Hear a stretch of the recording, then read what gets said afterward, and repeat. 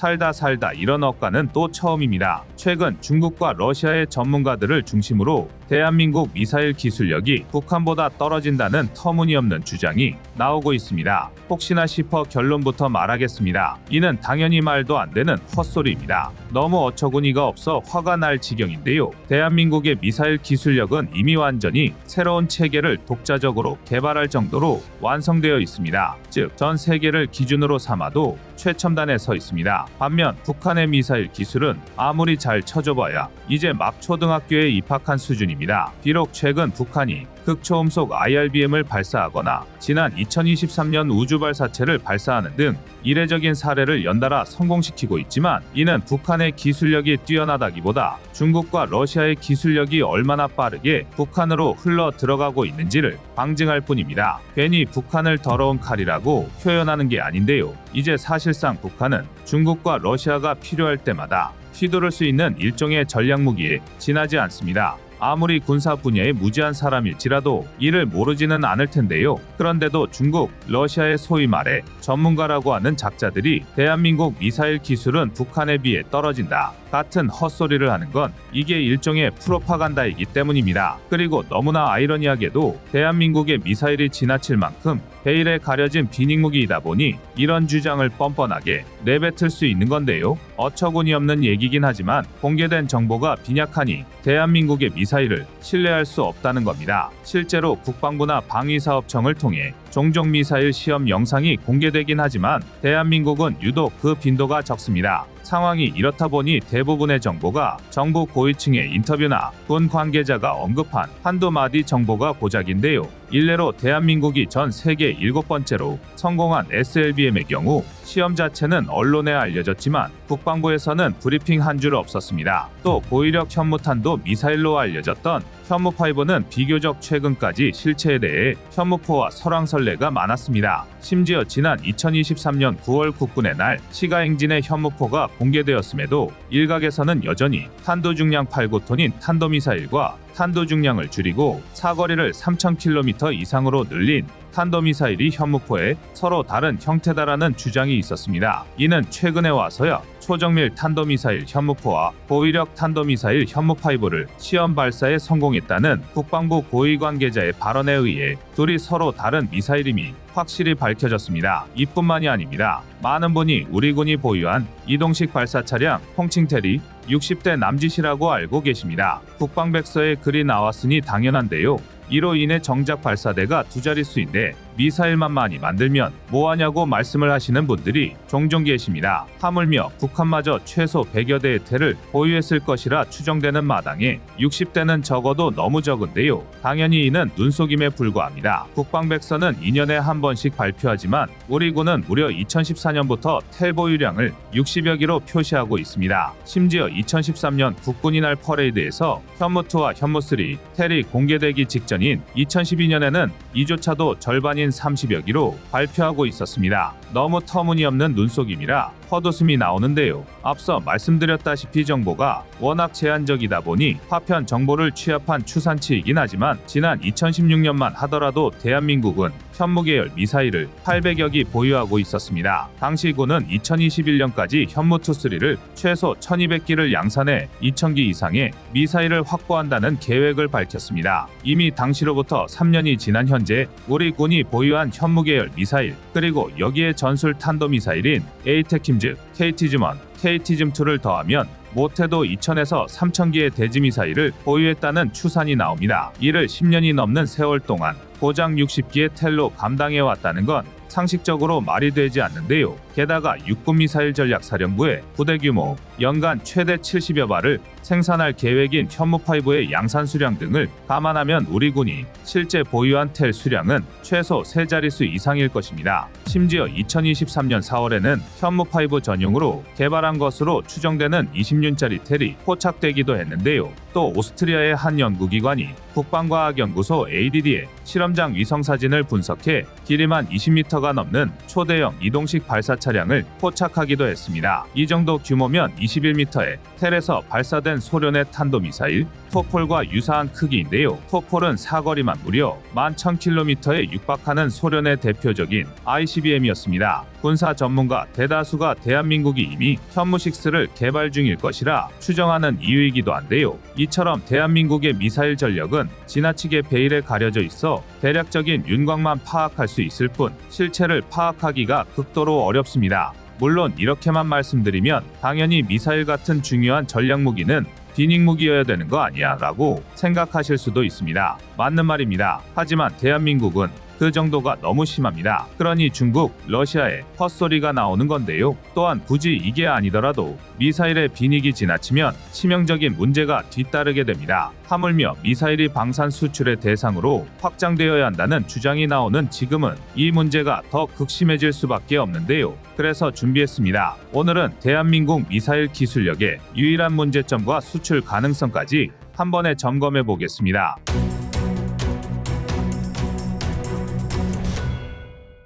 구독과 좋아요, 알림 설정 부탁드립니다. 매년 인기 있는 건강기능식품으로 꼽히는 것이 홍삼 제품입니다. 이런 홍삼 제품은 3년 연속 1위를 차지할 정도로 전 국민들의 건강식품으로 자리 잡고 있습니다. 하지만 문제가 하나 있죠. 시중에 많고 많은 홍삼 제품 중에 믿고 구매할 수 있는 제품이 몇 개가 있는지, 또 진세노사이드의 함량은 정확하게 표기되었는지, 이런 이유가 우리 시청자님들의 구매 포인트일 텐데요. 그도 그럴 게 시중에는 우리가 모르는 홍삼 제품이 넘쳐나고 있기 때문입니다. 명절을 앞두고 한국 소비자원이 짜먹는 홍삼 제품의 유효기능성 성분을 분석했더니 가격과 함량이 반드시 비례하지는 않았다는 충격적인 보고가 있었습니다. 그래서 꺼리튜브가 시청자님들의 건강과 지갑을 지켜줄 특별한 홍삼 제품을 찾아왔습니다. 이 제품은 상하제약에서 만든 6년근 프리미엄 홍삼정 올데이 케어인데요. 많은 유튜브 채널에서 이름도 없는 제품을 홍보하기는 하지만 꺼리튜브에서는 믿을 수 있는 업체를 선정해 가장 좋은 가격으로 공동구매를 진행하여 시청자님들이 믿고 구매하실 수 있는 제품을 알려드리고 가격적인 혜택도 함께 드리려고 노력하고 있습니다. 상하제약의 홍삼정 올데이 케어는 믿을 수 있는 제품의 효능과 착한 가격을 두루 갖춘 홍삼 제품이라 할 수 있는데요. 이 제품은 6년 동안 정성스럽게 키운 인삼을 껍질째로 증기해찐 후 건조시킴으로써 진세노사이드 함량이 높아져 홍삼의 효능은 더욱 강화됩니다. 시중에 많은 홍삼 제품들이 있지만 이름 있는 회사의 제품은 너무 비싸고 또 그렇다고 가격은 저렴하지만 신뢰가지 않는 회사의 제품을 구매하기는 망설여지는 게 사실인데요. 하지만 상하제약의 6년근 프리미엄 홍삼정 올데이 케어는 이 모든 것을 충족하는 제품입니다. 홍삼 제품에 꼭 필요한 진세노사이드가 다량 함유되어 있을 뿐만 아니라 해당 제품은 상하제약 웹사이트를 통해 그 유효 성분을 더 자세히 확인할 수 있습니다. 또 바쁜 현대인의 일상에서 먹기 편하게 제작되었는데요. 6년근 프리미엄 홍삼정 올데이 케어는 스틱형으로 제작되어서 휴대하기 간편하여 하루 한 포씩 먹을 수 있습니다. 뿐만 아니라 시청자님들의 혜택을 늘리기 위해 추가적인 혜택도 진행하고 있습니다. 바로 추가 가격 할인이죠. 이 제품은 인스타그램이나 여러 SNS를 통해서도 절찬리에 판매되고 있는 제품입니다. 하지만 꺼리튜브에서는 모든 SNS를 통틀어 가장 저렴한 가격에 판매하고 있습니다. 꺼리튜브 채널을 통해 공동구매로 진행하면 반값도 안 되는 가격으로 한 박스에 49,900원에 할인된 금액으로 구입하실 수 있습니다. 여기서 끝이 아닙니다. 꺼리튜브는 더 큰 혜택을 시청자들과 함께하기 위해 추가 할인도 진행하고 있는데요. 3박스 구매 시 135,000원이고 5박스 구매 시 무려 199,900원으로 저렴하게 구매하실 수 있도록 행사를 진행하고 있습니다. 이는 타 온라인 마켓이나 SNS를 포함해 가장 저렴하게 할인된 가격이며 유튜브 내에서도 가장 큰 할인폭으로 진행되는 제품입니다. 최저가 보상제 100% 무료 환불까지 가능하다고 하니 영상을 다 보신 후에 꼭 필요한 분들만 구매하셔서 내 가족들의 건강을 챙기시기 바랍니다. 끝까지 시청해 주셔서 감사드리겠습니다. 아래 댓글과 설명란에 포함된 링크로 들어가시면 해당 제품을 쉽게 구매하실 수 있습니다. 꺼리튜브를 사랑하고 시청해 주시는 모든 시청자님들께서 올 한 해에도 건강하셨으면 좋겠습니다. 새해 복 많이 받으십시오. 지난 2022년 10월 대한민국에는 초유의 사태가 벌어졌습니다. 강릉에서 발사된 현무2C가 비정상 비행 후 후방에 낙탄하는 사건이 발생한 것입니다. 심지어 당시 우리 군이 현무2C를 발사한 건 북한의 IRBM 도발에 대한 대응 조치였기 때문에 문제가 더욱 심각해졌는데요. 극단적으로 말하면 적의 미사일 발사에 대한 대응으로 우리 군 역시 미사일을 발사했는데 이게 거꾸로 떨어져 되려 대한민국을 타격한 꼴이었습니다. 더군다나 현무투시 탄두가 떨어진 장소는 고작 300m 이내의 병영생활관과 유류저장고가 있었고 추진체가 추락하면서 화재를 일으킨 지점에서 고작 700m 지점에는 민가가 있었습니다. 그나마 천만다행히 탄두가 폭발하지 않아 사고로 끝났지만 최악의 경우 돌이킬 수 없는 참사가 될 수도 있었던 사건입니다. 물론 군을 무작정 비난만 한다고 해결될 일은 아닙니다. 그리고 사실 그럴 수도 없습니다. 첨단 기술이 적용되긴 하지만 미사일도 어쩔 수 없는 무기고 오발 사고가 일어나는 것도 통계적으로 불가능한 일이 아닙니다. 더군다나 이후 강릉 현무투시 낙탄 사고의 원인은 자이로스코프 오류로 밝혀졌는데요. 이는 10년 동안 현무투를 운영해 오면서 다수의 실사격 훈련을 진행했음에도 단 한 번도 발생하지 않은 문제였습니다. 그러나 이유야 어찌되었든 한 번 사고가 발생한 이상 앞으로 두 번, 세 번 똑같은 사고가 발생하지 않으리라는 보장이 없습니다. 다만 이 확률을 최대한 줄이려면 아무리 미사일이라 할지라도 최대한 자주 많이 사용해서 취약점을 점검하고 신뢰성을 높여가는 게 유일한 방법인데요. 또 주기적인 저장탄약 신뢰성 평가를 통해 품질 관리를 멈추지 않아야 합니다. 단순히 미사일을 몇천 발씩 비축만 하면 끝이 아니라는 건데요. 그리고 이를 가장 간단하게 해결할 수 있는 방법이 바로 미사일 수출입니다. 군사 전문가들은 우리 군의 미사일이 성능에 비해 절대적인 시험 발사 횟수가 부족하다고 지적하고 있습니다. 그 이유는 비닉 유지, 미사일 시험 시설 부족 등을 꼽을 수 있을 텐데요. 특히 이 중에서도 예산에 대한 문제 역시 간과할 수 없을 것입니다. 미사일 한 발에 수십, 수백억 원을 호가하는 만큼 소총 사격 훈련처럼 일상적으로 사용할 수 없다는 건 너무나 당연한 얘기인데요. 하지만 수출의 경우 이 문제를 해결할 수 있습니다. 우선 수출을 통해 확보한 예산으로 더 많은 미사일을 양산, 시험할 수 있고 규모의 경제가 형성될수록 미사일 단가 자체가 낮아지는 효과도 있습니다. 뿐만 아니라 공개시험 평가 과정에서 미흡한 기술력을 보완할 수도 있을 텐데요. 만약 수출에 성공하면 이 효과는 배가 됩니다. 일례로 대한민국의 새로운 시장으로 떠오르고 있는 중동은 미사일에 대한 수요가 아주 높고 호주 역시 미사일 전력층이 얇은 편이라 수출이 기대되는 시장 중 하나입니다. 해당 국가들이 대한민국 미사일을 도입한다면 우리 역시 다양한 기후와 조건에서의 운영 환경 정보를 대량으로 확보할 수 있게 되는데요. 게다가 혹여나 실전에 현무계열 미사일을 사용한다면 돈으로도 사기 힘든 실전 정보와 사례를 반쯤 무상으로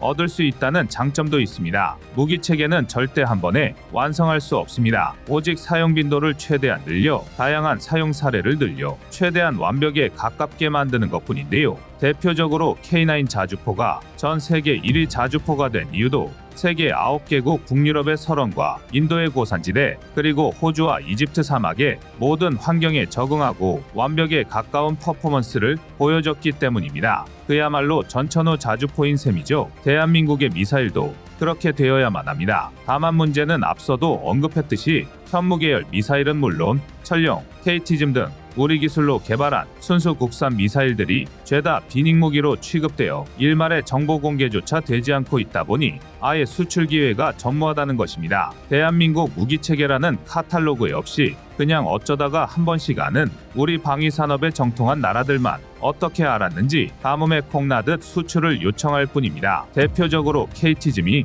폴란드에 수출한 사례가 그러한데요. 반면 일본만 봐도 도서방위용 대함유도 미사일, 극초음속 순항미사일을 자국의 방산전시회에서 아주 대놓고 홍보하고 있습니다. 또 중국 역시 지난 2022년 자국 최대 에어쇼인 주어에어쇼에서 극초음속 대함미사일의 수출형을 공개했습니다. 그런데 한국형 초음속 순항미사일은 2021년 개발 완료가 발표되고 무려 1년이 지나고 뒤늦게야 사실 이미 전력화되었습니다라고 밝혀졌습니다. 대한민국이 훨씬 더 진보된 기술을 갖추고 있음에도 수출 시장은커녕 정보 공개조차 되지 않고 있는 셈입니다. 실제로 그나마 정보 공개가 활발한 편인 천궁을 보면 패트리어트라는 동급의 스테디셀러가 있음에도 벌써 사우디아라비아 수출에 성공했고 폴란드 역시 도입에 관심을 보이고 있습니다. 많은 전문가와 업계 관계자들이 지대지는 물론 함대지, 잠대지 모델까지 개발되어 토마호크급 미사일이라 평가받는 현무3나 현무2도 수출 가능성이 굉장히 높을 것이라 분석하는 이유입니다. 물론 미사일 기술이 유출되면 어쩌지 싶은 마음이 드는 것도 사실입니다. 그러나 현 시대는 전반적인 군사 기술력이 상향 평준화된 상태입니다. 이미 기본적인 미사일 기술력은 갖추고 있다는 건데요. 그렇다면 독보적인 신기술이 아니라 이미 상용화된 범용 기술은 재빨리 시장을 선점하는 게 이득일 수 있습니다. 심지어 대한민국 미사일에 대한 수요는 이미 넘쳐나고 있습니다. 유럽이나 중동은 물론 중국과 대립하고 있는 호주, 동남아 역시 대한민국의 잠재적 수출국들인데요. 멀리 갈 것 없이 미국만 봐도 SM 계열 대공 미사일과 에이테킴즈, BGM-109 토마호크 등 대지 미사일을 대량으로 수출하고 있습니다. 지금 대한민국은 방산시장 점유율 빅4 진입을 노리고 있습니다. 하지만 정작 수출 품목은 극도로 제한하고 있는 게 실정입니다. 그러나 대한민국이 글로벌 방산시장의 정상을 노린다면 그만큼 과감한 결정 역시 필요할 것입니다. 여러분의 구독과 좋아요가 꺼리튜브 운영에 많은 힘이 됩니다. 예를 들어 대한민국의 화력을 대표하는 현무투 미사일이 가장 처음 포착된 건 2011년경이었습니다. 여기서 한 가지 주목할 만한 건 당시 한미 미사일 사거리 지침이 아직 대한민국은 사거리 300km, 탄도 중량 500kg을 초과하는 고체 로켓을 개발하지 않는다에 머물러 있었다는 것입니다. 실제로 현무투의 경우 유효 사거리 300km 내외였으니 지침에 충실한 미사일이었다고 할 수 있는데요. 그런데 진짜 재밌는 건 바로 여기서부터 시작됩니다. 현무투A가 포착되자 바로 이듬해 귀신같이 한미 미사일 사거리 지침이 사거리 800km, 탄도 중량 500kg으로 개정되었고 대한민국은 마치 기다렸다는 듯이 2014년 사거리를 500km로 확장한 현무투비를 공개해버렸습니다. 그리고 지침에 의한 사거리 300km를 손해보는 대신 현무투A, 현무투비의 탄도 중량을 1톤으로 증량해버렸는데요. 현무투는 최초로 포착된 2011년을 기준으로 1985년 현무원이 실전 배치된 지 무려 26년 만에 개발한 대한민국의 두 번째 탄도 미사일입니다. 현무원이 사실상 나이키 허큘리스의 카피 버전이었음을 생각하면 대한민국이 독자 기술력을 개발한 첫 번째 미사일이나 다름없는데요. 더군다나 현무원의 모태인 나이키 허큘리스는 또 폭격기를 요격하기 위한 지대공 미사일이 본래 탄생 배경이었습니다. 대한민국이 현무투를 개발할 수 있었던 기반에 현무원의 기술이 녹아들어 있음은 부정할 수 없지만 이는 오토바이를 만들던 기술로 제트스키를 만드는 셈이었습니다. 비슷하지만 완전히 다른 분야다 보니 실질적으로 맨 땅에 헤딩하는 식으로 현무투를 개발할 수밖에 없었는데요. 그런데 대한민국은 언론에 현무투A가 포착된 지 고작 2년 만에 사거리, 탄도 중량을 2배로 확장한 현무투비를 공개했습니다. 한미 미사일 사거리 지침의 개정에 따라 미사일 개발과 연구를 시작했다면 도저히 불가능한 속도인데요. 이건 애초에 처음부터 현무투비를 기본형으로 개발했다고밖에 볼 수 없습니다. 대신 한미 미사일 사거리 지침을 위반하지 않았다는 대의를 얻기 위해 눈 가리고 아웅식으로 의도적으로 사거리를 낮춘 현무투A를 먼저 공개한 것입니다. 하지만 그 이면에서 대한민국은 한미 미사일 사거리 지침이 개정되기 훨씬 전부터 서울 한복판에서도 한반도 전역을 타격할 수 있는 탄도 미사일을 개발하고 있었던 겁니다. 그리고 이 덕에 한 가지 더 증명된 게 있었는데요. 현무투가 공개되기 2년 전인 2010년 군사 전문가들 사이에서는 대한민국이 사거리만 1500km에 이르는 순항미사일을 실전에 배치했다는 소문이 돌았습니다. 순항미사일은 UAV의 일종으로 분류되기 때문에 한미 미사일 사거리 지침에서 비교적 자유로웠지만 그래도 1500km면 베이징은 물론이고 상하이, 항저우, 텐진, 우한 같은 중국 서부의 주요 도시를 모두 타격할 수 있는 어마어마한 사거리였습니다. 오죽하면 재발절인 중국이 대한민국이 동북아의 안전을 위협하는 어리석은 짓을 벌이고 있다며 강력하게 비난할 정도였는데요. 하지만 그뿐이었습니다. 이른바 사거리 1500km 순항미사일에 대한 정보는 이후 드문드문 관련 소식이 언론을 통해 흘러나왔지만 명칭조차 현무3, 보라매, 송골매, 해성2, 철룡 등 중구난방이었는데요. 상황이 이렇다 보니 심지어는 사거리 1500km 순항미사일이 실제 존재하는 미사일이 아니라는 주장까지 등장했었습니다. 속된 말로 대한민국이 뻥카를 치고 있다는 주장이었는데요. 아닌 게 아니라 확실히 대한민국이 무언가 숨기고 있기는 했습니다. 우리가 보유한 미사일에 대한 온갖 추측과 논란이 무성해지자 대한민국은 아예 2013년 국군의 날 퍼레이드에서 현무2와 함께 사거리 1500km 순항미사일, 즉 현무3를 공개해버렸습니다. 대한민국이 보유한 확실한 힘의 차이를 만천하에 드러내버린 것입니다. 정말 상상도 못한 정체였는데요. 대한민국은 이미 극비리에 사거리 500km의 현무3A뿐만 아니라 1000km의 현무3B, 1500km의 현무3C까지 완성해 둔 상태였던 것입니다. 심지어 여기서 끝이 아닙니다. 이후 밝혀진 현무3의 진실은 그야말로 상상 이상이었습니다. 알고 보니 대한민국은 단거리 준중거리 순항미사일인 현무3를 개발한 것도 모자라 이를 기반으로 함대지 버전인 해성2, 잠대지 버전인 해성3까지 개발을 완료한 데다 실전 배치까지 끝마친 상태였는데요. 연평도 포격전 당시 이 해성3 16기를 탑재한 손원 1급 잠수함이 유사시 북한을 타격하기 위해 출격 대기 중이었음이 밝혀졌습니다. KF-21 보라매의 사례를 보면 알 수 있으시겠지만 한무기 체계가 전투 적합 판정을 받고 실전에 배치되기까지는 수년 이상의 검증 작업이 필요합니다. 하물며 안전사고가 발생하면 돌이킬 수 없는 미사일은 이보다 더하면 더했지 못하지는 않을 텐데요. 이를 감안하면 현무3가 실전에 배치된 건 연평도 포격전이 발생한 2010년보다 최소 3, 4년 전의 일이라는 얘기가 됩니다. 그렇다면 적어도 2000년대 초반 이미 현무2, 현무3의 연구와 개발이 시작되었다고 봐야 하는데요. 대한민국의 미사일 개발은 대부분 이런 식입니다. 지정학적 요소와 관계없이 대한민국만 똑 떼놓고 본다면 우리는 분명 강대국이라고 부를 만한 나라에 살고 있습니다. 사회, 문화, 경제적으로는 두말할 것도 없고 군사력 측면에서도 전 세계에서 대한민국을 넘어설 만한 나라는 5손가락을 넘기기 힘듭니다. 오죽하면 대한민국의 국력을 비웃는 건 대한민국 국민뿐일 것이다라는 우스갯소리까지 나올 정도인데요. 그런데 문제는 하필이면 저 5손가락에 속하는 나라 중 가장 최악인 두 나라가 대한민국 바로 위에서 척을 지고 있다는 것입니다. 바로 중국과 러시아입니다. 워낙에 규모가 크고 극성스러운 공산주의 거두들과 붙어있다 보니 자연스레 비교적 대한민국의 국력이 약해 보일 수밖에 없는데요. 특히 앞서도 잠깐 언급했지만 이 중에서도 중국은 대한민국의 군사적 성장에 눈에 불을 켜고 달려들며 입에 개거품을 물어대는 걸로 악명이 자자합니다. 이러니 대한민국으로서는 이미 개발을 완전히 끝내놓고 은근슬쩍 새로운 미사일을 공개하는 게 외교적 스트레스를 최대한 줄일 수 있는 방법인데요. 한 가지 어이없는 건 그러면서 정작 중국은 대한민국을 겨냥해 아주 노골적으로 미사일을 배치하고 있다는 것입니다. 일례로 중국은 북부정구 인민해방군 로켓군 3개 여단과 동부정구 인민해방군 로켓군 1개 여단을 유사시 한반도 개입을 위한 부대로 지정해 놓고 있습니다. 대표적으로 북부정구에 속하는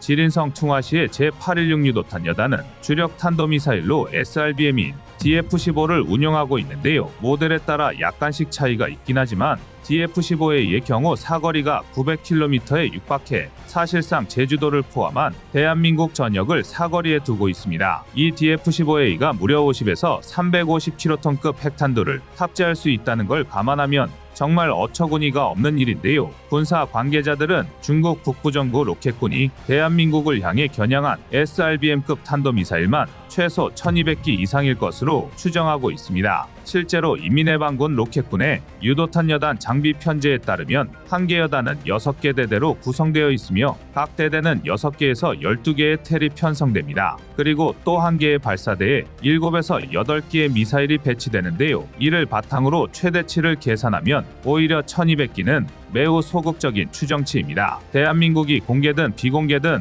좋든 싫든 계속해서 고위력 미사일을 개발하고 양산해야 하는 이유인데요. 그도 그럴 게 아주 객관적인 시각에서 대한민국이 물량으로 중국을 이기는 건 불가능한 일입니다. 물론 힘에 부친다고 가만히 당하고만 있을 수도 없는데요. 그건 대한민국의 상황과 천성이 허락하지 않습니다. 그렇다면 적어도 대한민국을 잘못 건드리면 팔 한짝 다리 한짝이 평생 불구가 될 수도 있다는 두려움 정도는 심어줘야 합니다. 상하이, 칭다오, 다롄 같은 서부 대형 항구 도시는 당연하고 수틀리면 베이징까지는 개박살을 낼 수 있는 중장거리 화력을 보유해야 합니다. 제가 이렇게 말씀드리면 그럼 전쟁이라도 하자는 소리냐라고 말씀하는 분들이 종종 계시는데요. 오히려 이쪽이야말로 평화를 유지하는 방법입니다. 평화는 강자의 특권이며 약자에게는 평화를 누릴 자격이 없습니다. 대한민국이 스스로의 주권을 지킬 화력을 보유하지 못한다면 어떻게 되는지는 대만과 우크라이나가 증명하고 있고 멀리 갈 것도 없이 지금도 일시 정지되었을 뿐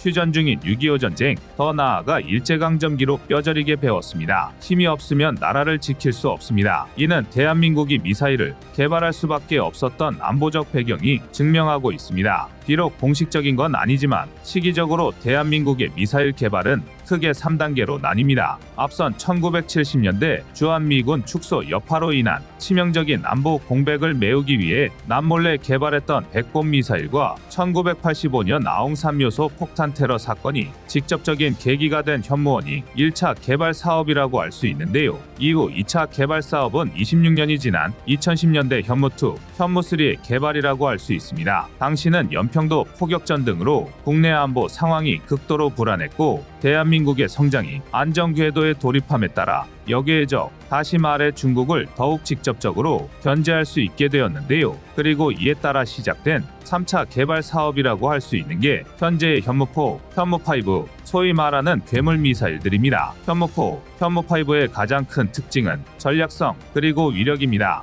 먼저 현무4는 지대지형인 현무4-1이 사거리 800km에 2.5톤 이상의 탄도 중량을 갖춘 것으로 추정됩니다. 군 관계자의 발언에 따르면 현무4는 500에서 1000km의 외기권 고도에서 마하십 이상의 속도로 하강하도록 설계되었는데요. 이를 수학적 공식을 통해 계산하면 대략 24m 이상의 강화 콘크리트를 관통할 수 있습니다. 전략 폭격기가 아니면 운반조차 어려운 GBU-57을 제외하면 독보적인 수준의 벙커버스트 능력인데요. 하지만 현무4의 진짜 가치는 위력이 다가 아닙니다. 현무4는 함대지 버전인 현무4-2와 SLBM인 현무4-4가 개발되었습니다. 세계에서 단 7개 나라만 성공한 SLBM을 대한민국이 보유한 셈인데요. 현무4-4 같은 SLBM의 경우 사전의 위치를 특정하는 게 불가능하기 때문에 전쟁 상황에도 미리 대응하는 게 불가능합니다. 단 한 발로 수뇌부를 작살낼 수 있는 미사일이 어디에 있는지 알 수 없는 것입니다. 반면 현무5는 그 막강한 위력 덕분에 존재 자체로 전략성을 갖습니다. 9톤 탄두를 탑재할 시 사거리가 300km로 비교적 짧지만 지하 100m의 벙커를 관통할 수 있는 것으로 알려져 있었습니다. 하지만 이것조차 최근에는 현무5는 중량 대비 실제 폭발력이 30에서 50%가량 더 높다는 분석이 나오고 있는데요. 여기서 한 가지 흥미로운 점은 현무4와 현무5가 이미 일반에 공개되었음에도 불구하고 명확한 구분이 지어지지 않았다는 것입니다. 아직까지 대부분의 재원이 추정치이며 때에 따라선 현무4와 현무5가 동일 계열 미사일이라는 분석도 있는데요. 그렇지만 대한민국은 연간 최대 70여 발 이상의 현무5를 양산할 계획이며 200여 발을 실전에 배치할 계획입니다. 현무2와 현무3를 개발했던 상황과 정확히 일치하는데요. 일각에서 현무6가 개발해 돌입했다는 추측이 제기되는 이유입니다. 대한민국은 단 한 번도 쉬지 않았습니다. 늘보다 강력한 미사일을 연구해 왔는데요. 이미 현무4와 현무5가 양산에 돌입했다는 건 다음 단계로의 진화, 즉 현무6의 개발에 돌입했기 때문이라고밖에 생각할 수 없습니다. 앞으로 2030년대 현무6가 전력화에 돌입하려면 이 방법뿐인데요. 대한민국이 또 어떻게 세계를 놀라게 할 생각인지 앞으로가 주목됩니다. 이상 꺼리튜브였습니다.